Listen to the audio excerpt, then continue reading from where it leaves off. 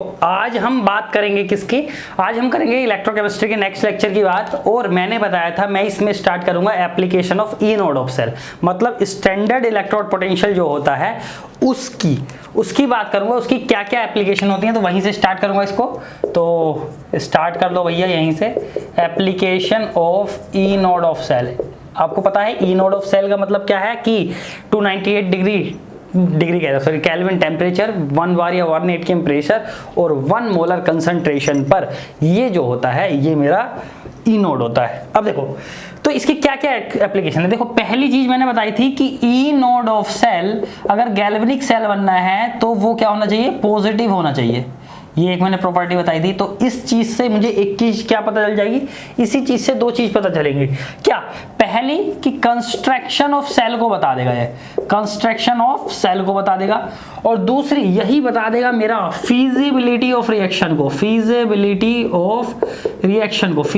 Of reaction का मतलब क्या है कि मेरी रिएक्शन स्पॉन्टेनियस है या नहीं है। मैंने बताया था कि गैल्वेनिक सेल की रिएक्शन स्पॉन्टेनियस रिएक्शन होती है जबकि इलेक्ट्रोलाइटिक की नॉन स्पॉन्टेनियस होती हैं।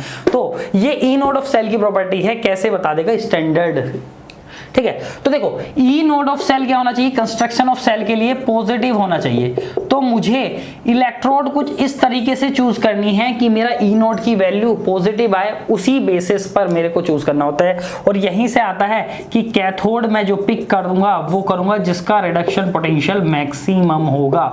जैसे मैंने तो दे दिया कि Ag प्लस से Ag जाने का this is 0.80 volt E node होता है, और E naught of Zn2 plus से Zn जाने का होता है -0.76 वोल्ट। अब इनसे मुझे एक सेल की कंस्ट्रक्शन करनी है।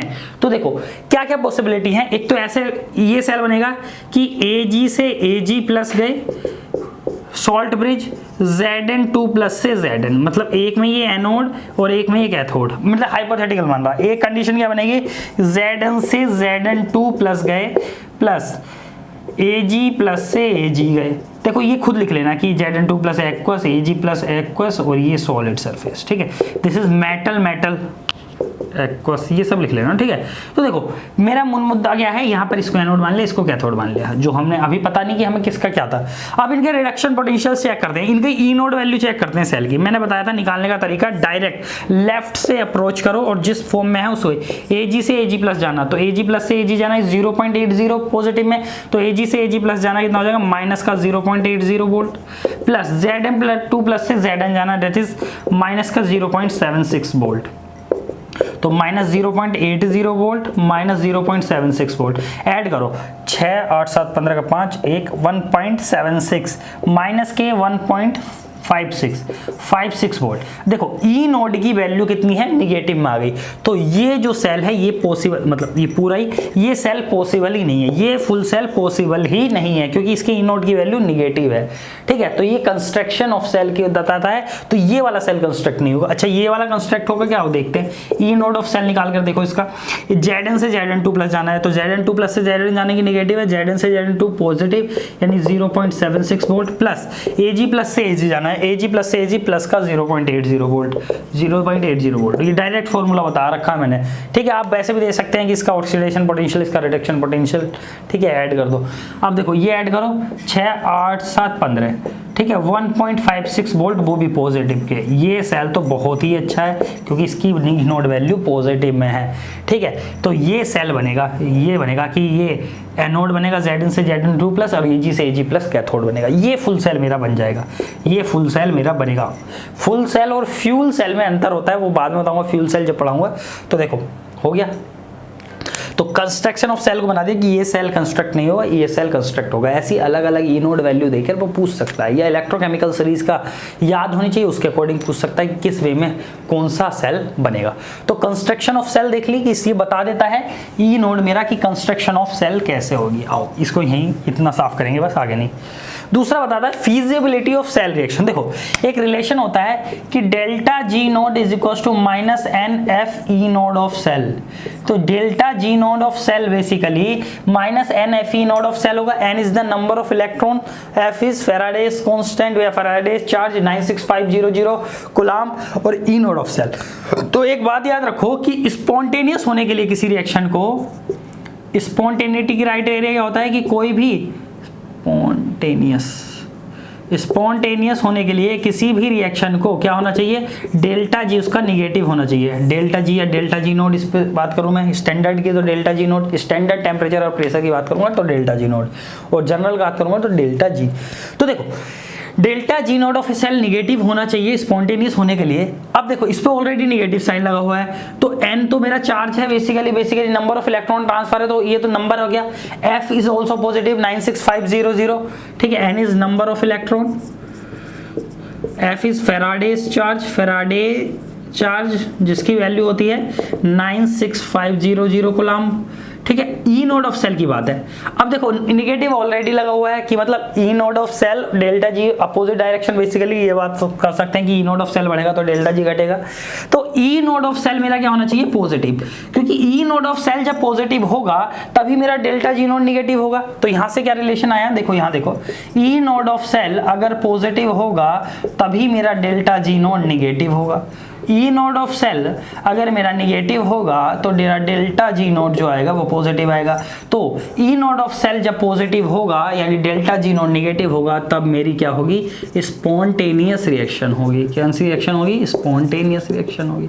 ये स्पॉन्टेनियस होगी सेल की रिएक्शन, और यहाँ नॉन स्पॉन्टेनियस होगी। तो स्पॉन्टेनिटी क्राइटेरिया भी पता चलता है ई नोड ऑफ सेल से, क्योंकि E naught of cell positive है या निगेटिव यही मेरा स्पॉन्टेनियस कैरेक्टर बता रहा है। चीज समझ में आई नहीं आई, आगे होगी, ठीक है। तो ये फीजिबिलिटी ऑफ सेल रिएक्शन बताता है कि रिएक्शन फीजिबल है या नहीं, यानी स्पॉन्टेनियस है तो फीजिबल है, मतलब खुद से चलने वाली रिएक्शन से, तो ये बात, ठीक है। तो ये बेसिकली दो मेजर एप्लीकेशंस होती हैं ई नोड ऑफ सेल की। देखो अब एक टर्म पढ़ते हैं हम ईएमएफ, इलेक्ट्रोमोटिव फोर्स, एंड दूसरा होता है इलेक्ट्रोड पोटेंशियल। जब हम लास्ट इक्वेशन पढ़ेंगे अभी तो उसमें पढ़ेंगे कि ईएमएफ ई सेल होता है, ये तो आओ बस बताते हैं उन दोनों के। दो टर्म होती है हमारे पास, एक टर्म होती है हमारे पास ई इलेक्ट्रोड पोटेंशियल, दूसरी टर्म होती है हमारे पास ईएमएफ, इलेक्ट्रोमोटिव फोर्स। इन दोनों के बीच का डिफरेंस जनरली पूछ लेता है, तो हेडिंग डाल लेना, difference between electro potential and electromotive force. देखो पहला डिफरेंस क्या है, इलेक्ट्रोड पोटेंशियल आपने पता है, या इसको पोटेंशियल डिफरेंस लिखो और भी अच्छी बात होगी, तो और अच्छे से पता चल जाएगा, क्योंकि इलेक्ट्रोड पोटेंशियल तो आपको पता ही चलेगा। पोटेंशियल डिफरेंस लिखो कि पोटेंशियल डिफरेंस और इलेक्ट्रोमोटिव फोर्स में क्या डिफरेंस होता है। देखो ये इलेक्ट्रोड पोटेंशियल का डिफरेंस होता है, इलेक्ट्रोड पोटेंशियल का डिफरेंस होता है between two electrodes, electrode potential का डिफरेंस ऑफ टू इलेक्ट्रोड्स या बिटवीन टू इलेक्ट्रोड्स, दो इलेक्ट्रोड का एट एनी टेम्परेचर या एनी कंडीशन लिख दो, किसी भी कंडीशन पर, एट ऑल कंडीशन पर ये दो इलेक्ट्रोड पोटेंशियल या दो इलेक्ट्रोड्स के बीच का पोटेंशियल डिफरेंट होता है। मतलब कैथोड और एनोड के बीच में जो पोटेंशियल डिफरेंस होता है उसको हम क्या बोलते हैं, इलेक्ट्रोड पोटेंशियल का, मतलब इन दोनों के बीच के जो इलेक्ट्रोड पोटेंशियल का डिफरेंस होता है उसको हम पोटेंशियल डिफरेंस बोलते हैं। क्या बोल देते हैं हम उसको बोलते हैं पोटेंशियल डिफरेंस, ठीक है। देखो अब बात करते हैं ईएमएफ क्या होता है। ईएमएफ क्या होगा, ये पोटेंशियल डिफरेंस ही क्यों होगा, ये पोटेंशियल डिफरेंस होगा between two electrodes at certain condition. मतलब पर्टिकुलर कंडीशन, कौन सी कंडीशन है, एट, या लिखो when no current is flowing through the circuit, no current is flowing, ठीक है ये। और यहाँ क्या है, हर कंडीशन में, एट एनी कंडीशन। दूसरा डिफरेंस क्या है भैया, कि इसको हम, it is measured by voltameter, simple voltmeter से मेजर कर लेते हैं इसको। और ये जो होता है ये मेजर होता है, it is measured bye potentiometer से मेजर करते हैं इसको। पोटेंशियोमीटर एक डिवाइस होती है, उससे मेजर करते हैं। तीसरा, it is less than the maximum value obtained, less than the maximum voltage, ये लेस होती है मैक्सिमम वोल्टेज से, या बोल सकता हूं लेस वैल्यू होती है, मैक्सिमम वोल्टेज से कम वैल्यू होती है ये, less than the maximum voltage, ठीक है, क्योंकि मैक्सिमम वाली जो वैल्यू होती है, ठीक है, voltage obtain from the cell, it is the less than the maximum value of voltage, maximum voltage obtain from the cell, ठीक है। और ये जो होता है it is the maximum value, it is the maximum value, ये वही है कि maximum voltage, maximum value of voltage obtained by a cell, obtained by a cell, ठीक है, ये थ्योरेटिकल है, ऑब्टेन्ड बाय ए सेल। भैया ये मैक्सिमम वैल्यू है कि सेल की मैक्सिमम वैल्यू कितनी है, वही जो वोल्टेज की मैक्सिमम वैल्यू है उसी को हम ईएमएफ बोल देते हैं। बेसिकली पोटेंशियल डिफरेंस की मैक्सिमम वैल्यू ही ईएमएफ है, उससे सारी कम वैल्यू क्या है मेरी, पोटेंशियल डिफरेंस है। Fourth word, it is not responsible for steady current, not responsible for steady current. Steady current आप फिजिक्स में पढ़ोगे, स्टेडी करंट के लिए रेस्पॉन्सिबल नहीं होती है, जबकि it is responsible for steady current. Steady current का मतलब बेसिकली वही है कि जब कोई करंट फ्लो नहीं हो रही सर्किट से, तब जो करंट बेसिकली है वो स्टेडी स्टेट की करंट है। It is responsible for steady current, steady current, okay boss. तो स्टेडी करंट के लिए ये रेस्पॉन्सिबल होती है। आओ देखो, अब ईएमएफ पता चल गया हमें, पोटेंशियल डिफरेंस भी पता चल गया क्या चीज होती है। आओ अब हम ई सेल वर्सेस कंसंट्रेशन, देखो दो चीज होती है। ईएमएफ जो होता है, देखो दो, एक आइए बता दो,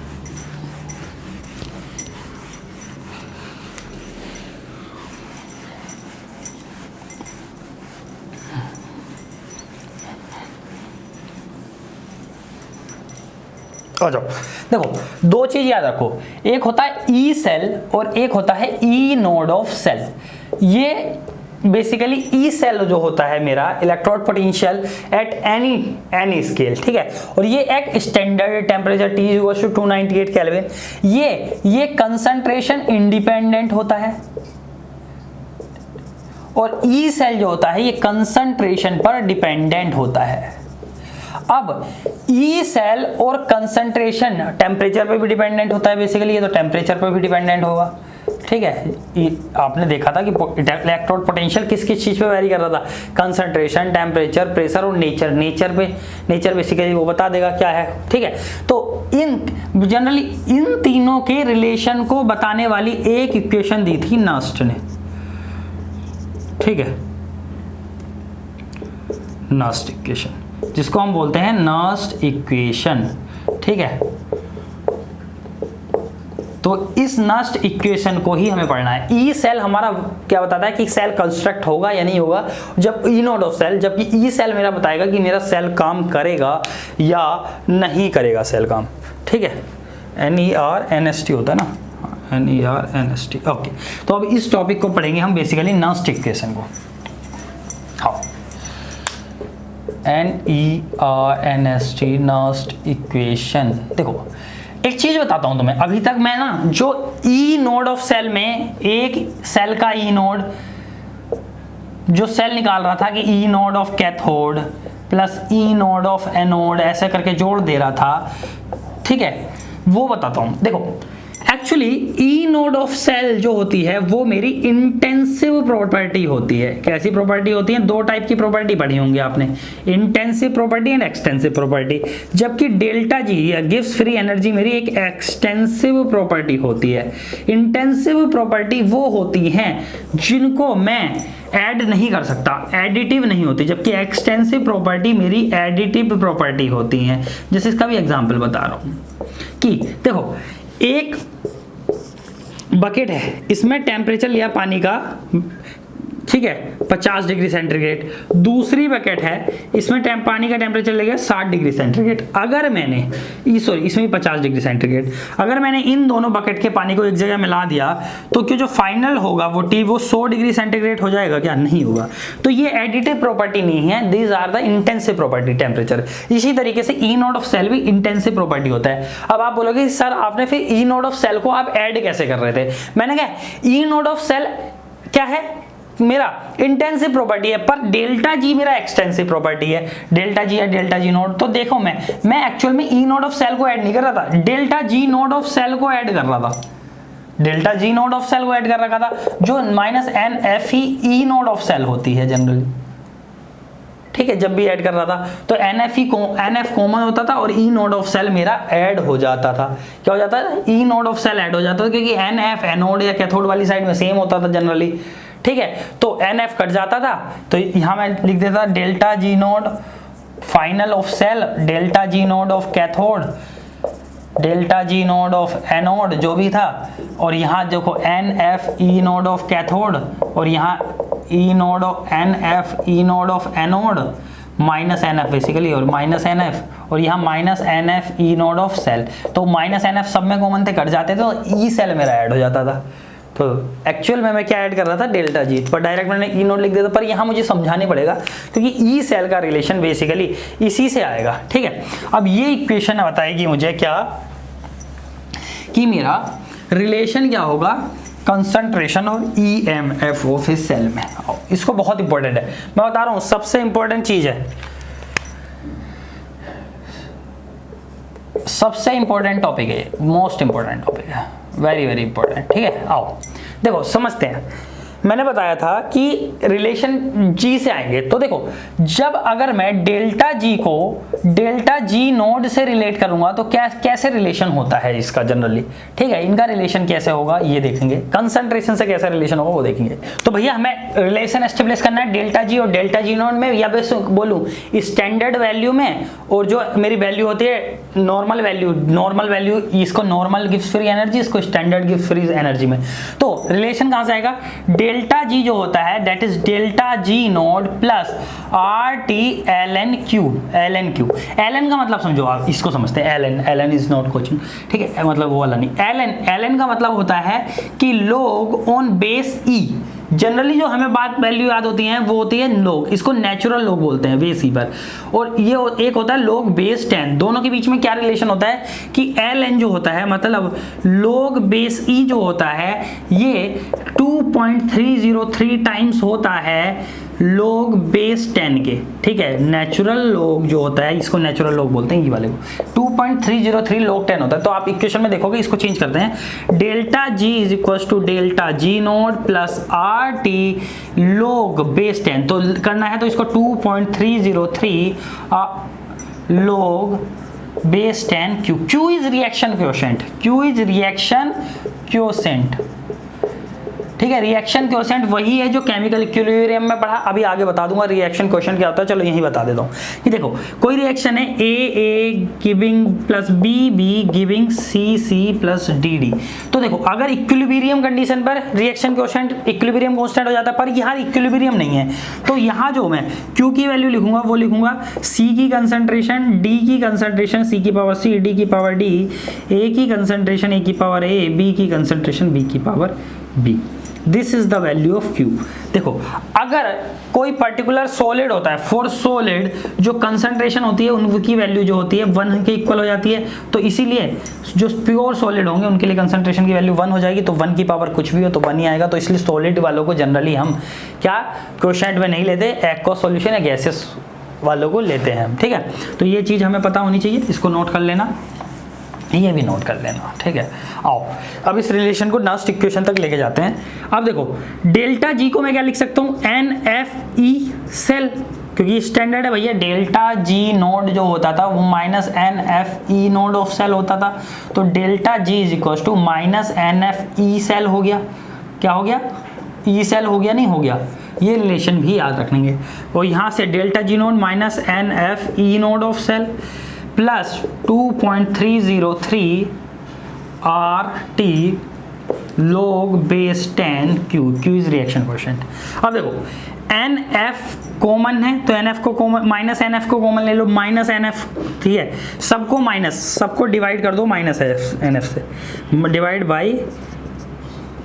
divide by minus N F से, ठीक है, सारी इक्वेशन को। तो यहाँ भी डिवाइड करेंगे तो ये आ जाएगा E cell is equals to E naught of cell, यहाँ नहीं है तो ये माइनस 2.303 RT अपॉन में NF, क्योंकि माइनस NF से आए तो प्लस माइनस माइनस हो गया, log base 10 on Q। Generally इसी इक्वेशन को ये E सेल का relation Q is concentration dependent, Q is basically concentration term है, कंसंट्रेशन टर्म है। तो यही वजह थी कि E सेल को कंसंट्रेशन से रिलेट करना, तो इसी को हम बोलते हैं नस्ट इक्वेशन। देखो अब बात करते हैं कि अगर मेरे को R क्या है, R आपको पता होना चाहिए गैस कांस्टेंट जिसकी वैल्यू होती है R is gas constant 8.314 joule के समथिंग कुछ होती है आगे, और बार वगैरह में 0.002 बार समथिंग करके, कैलोरी में 2 कैलोरी के आसपास होती है, ठीक है, ये सब वैल्यू होती है, इसकी याद रख लेना, देख लेना। आओ अब इसका रिलेशन एस्टेब्लिश करते हैं। ये जो आ गई ये अब अलग अलग फॉर्म देखेंगे नस्ट इक्वेशन की, और फिर इस लेक्चर को यहीं पर ख़त्म कर देंगे और अगले लेक्चर में नया टॉपिक पढ़ेंगे। इस पर बेस बहुत न्यूमेरिकल आते हैं। सोचो अगर वो नस्ट इक्वेशन देखे कि ये स्टैंडर्ड कंडीशन पर पूछ ले ई सेल का और ई नोड ऑफ सेल का रिलेशन, तो ई सेल यानी टेम्परेचर 298 केल्विन, प्रेशर 1 बार 1 ATM, ठीक है, या सिंपल सी बात रखो बस कि टेम्परेचर ये होती है।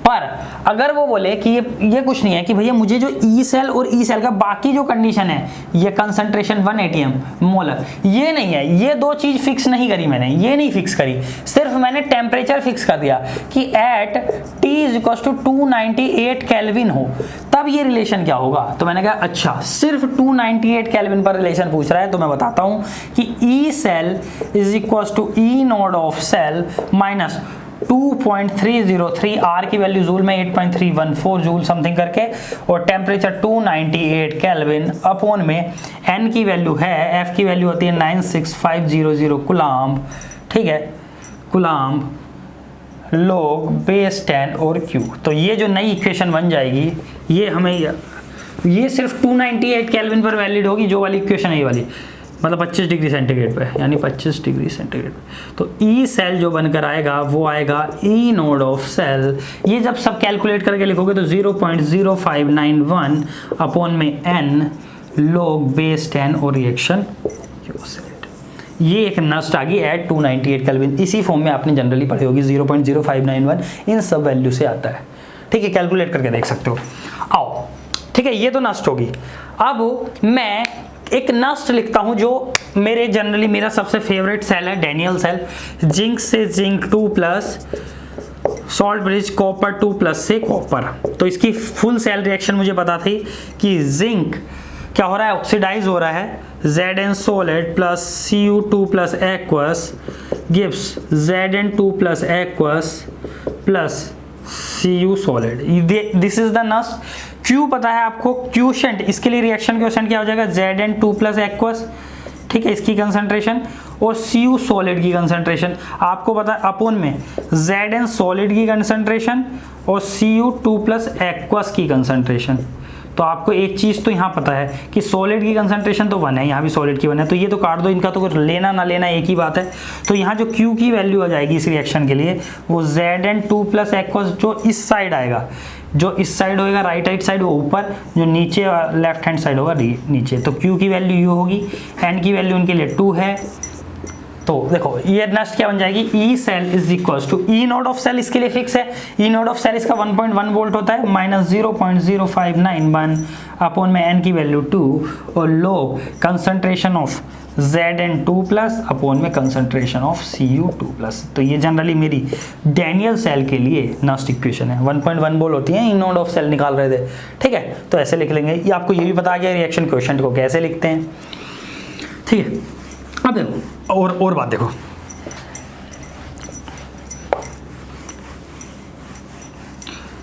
अगर देखो अब 3 चीज केस आते हैं हमारे पास।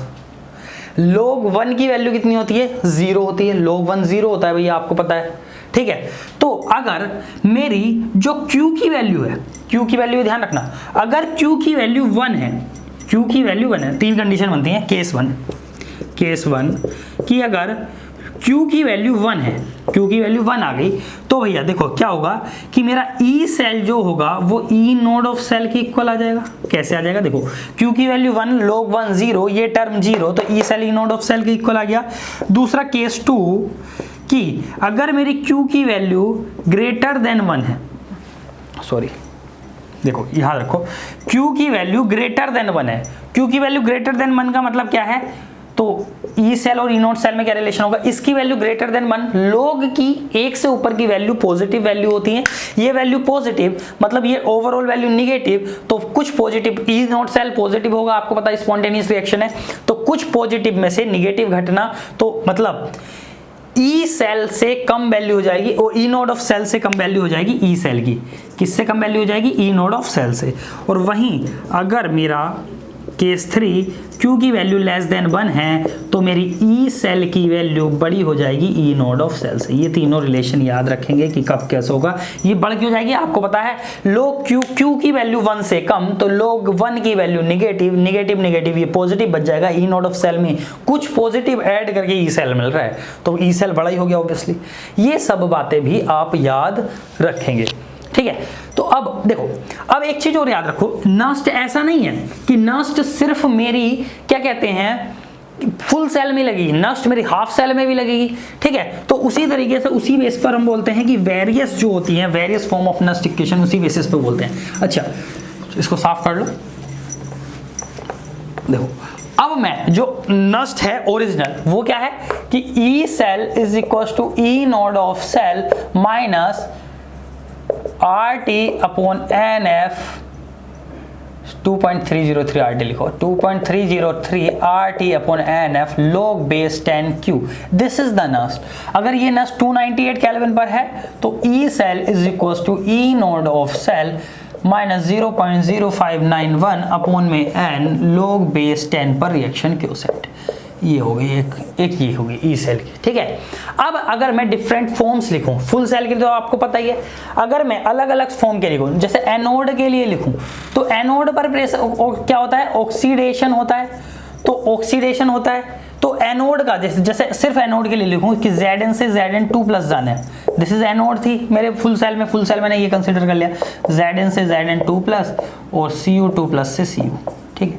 अगर इसमें सिर्फ एनोड के लिए लिखूं, कैथोड ब्रिज है, ठीक है, एनोड के लिए लिखूं तो ये है, इसकी सेल रिएक्शन क्या है कि Zn सॉलिड दे रहा है मेरा Zn2 plus aqueous plus 2 electron, loss of electron हो रहा है, तो इसके लिए नस्ट लिख सकता हूँ, हाँ लिख सकता हूँ E सेल या E हाफ सेल है बेसिकली, E सेल जो है E नोड ऑफ Zn से Zn2 प्लस, क्योंकि Zn से Zn2 प्लस जा रहे हैं तो E नोड ऑफ Zn से Zn2 प्लस का E नोड निकला है, तो बेसिकली यहाँ बेसिकली ऑक्सीडेशन पोटेंशियल लिखना है, सिर्फ ऑक्सीडेशन पोटेंशियल लिखना है जिंक से जिंक 2 प्लस का, माइनस 0.0591 अपॉन में N कितना चेंज है 2 या N जो भी लिख सकते हैं, और लोग यहाँ क्या है, देखो रिएक्शन क्वोशिएंट देखना है बेस 10 पे, तो यहाँ Zn2 प्लस इस साइड है, इधर तो जिंक है, तो ये रिएक्शन क्वोशिएंट की वैल्यू होगी, Q तो Zn तो सॉलिड है तो ऊपर Q की वैल्यू बेसिकली जो Q आएगा, या इसको Q भी लिख सकते हैं, तो ये अगर मैं इसको रिप्लेस करूं इसकी जनरल इक्वेशन, ठीक है, E सेल Zn2 प्लस ही लिख दो यहाँ, ठीक है, ये आ जाएगा। तो E cell is E node of oxidation potential, अगर मैं लिख रहा हूं किसके लिए, एनोड के लिए, E cell E half cell of anode वाला, E ऑफ एनोड ऐसे लिख लो, E सेल ऑफ एनोड, ठीक है, E node of oxidation potential minus 0.0591 upon 2 log base 10 पर रिएक्शन क्वोशिएंट जो बनेगा। ये कैथोड के लिए लिखूं, कैथोड के लिए तो आपको पता है E node of cathode cell, cathode is equal to E node of reduction potential minus 0.0591, इसको N लिख दो बेसिकली, N log बेस 10 और रिएक्शन क्वोशिएंट, ठीक है, इसको सही से लिख लो 0.0591 है, ठीक है।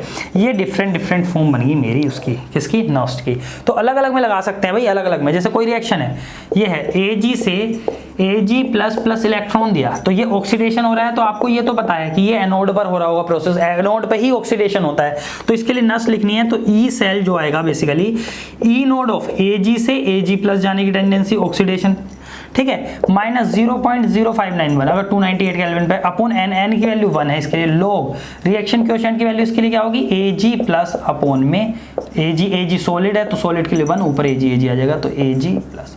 ठीक है, इसी तरीके से कैथोड के लिए लिख सकते हैं, कैथोड के लिए भी लिख सकते हैं। ठीक है, इसके लिए कैथोड के लिए कैसे लिखेंगे देखो अभी बता रहा हूं। ठीक है, इसके बेस न्यूमेरिकल करा देंगे बाद में, टेंशन ना लो उसकी। देखो अब कैथोड के लिए लिख रहा हूं, कैथोड पर रिडक्शन होता है, कैथोड पर रिडक्शन हो रहा है। देखो कोई नया एग्जांपल लेता हूं कैथोड के लिए। ठीक है, मान लिया मैंने कि क्या बेरिलियम 2 प्लस रिड्यूस हो रहा है बेरिलियम में। ठीक है, this is reduction potential, reduction हो रहा है, बेसिकली रिडक्शन हो रहा है, तो इनका दोनों का जाने वाला इनोड रिडक्शन पोटेंशियल होगा। तो ये कैथोड पर रिएक्शन हो रही है, समझो कि reduction Ba2 plus 2 electron gain कर क्या बना रहा है, Ba सॉलिड बेरिलियम सॉलिड, ये एक्वस है।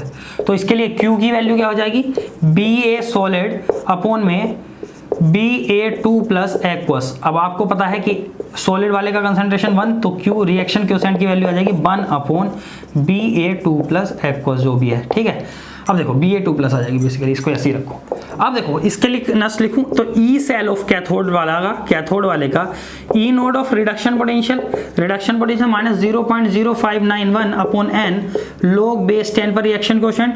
तो ई सेल ऑफ कैथोड वाले का is equal to E naught of RP, किसका, E naught of Ba2 plus से Ba ये देगा -0.0591 अपॉन एन की वैल्यू इसके लिए 2 लोग बेस 10 और रिएक्शन क्वोशिएंट क्या हो गया इसके लिए 1 अपॉन Ba2 प्लस। ठीक है, तो दिस इज द कैथोड के लिए। इसी तरीके से अलग अलग फॉर्म में हम नस्ट लगा सकते हैं। ठीक है, इस लेक्चर को यहीं रखते हैं, अगले लेक्चर में हम बात करेंगे किसकी, टाइप ऑफ हाफ सेल की बात कर लेंगे। Different type of half cell क्या होती है, मेटल आयन सेल, गैस, जो मेरी क्या होती है रेफरेंस इलेक्ट्रोड क्या होती है, ये सब बात में देख लेंगे। Reference cell basically half cell कौन सा होगा, और देख लेंगे एक दो की कैलकुलेशन, हम के इक्विलिब्रियम की कैसे डिपेंडेंस होती है इसके ऊपर नस्ट के, और आगे से डिटेल में पढ़ेंगे। ठीक है, तो इस लेक्चर को यहीं खत्म करते हैं। रिवाइज करते रहो, एनसीईआरटी साथ साथ पढ़ते रहो, तभी फायदा है। Okay, thank you so much.